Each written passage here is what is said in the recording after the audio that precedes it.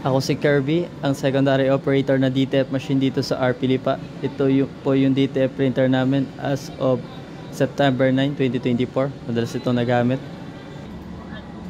Naka 22 meters kami na run last week. Alas bira ito magpahinga. Sa consumables namin, wala naman kami na-consume. Yung week, wait lang po.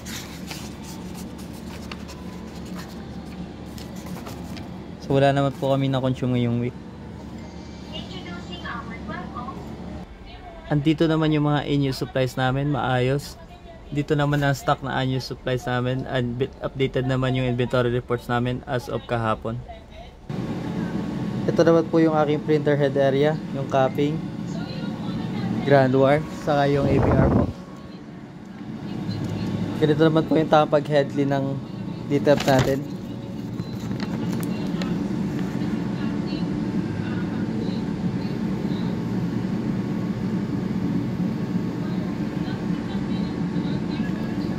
Punta po tayo sa maintenance, Glenazel, 2 head.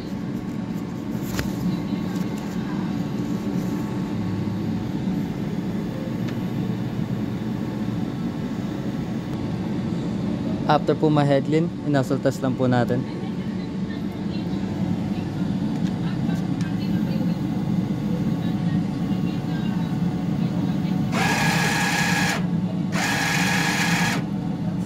So okay naman po yung ating nozzle test.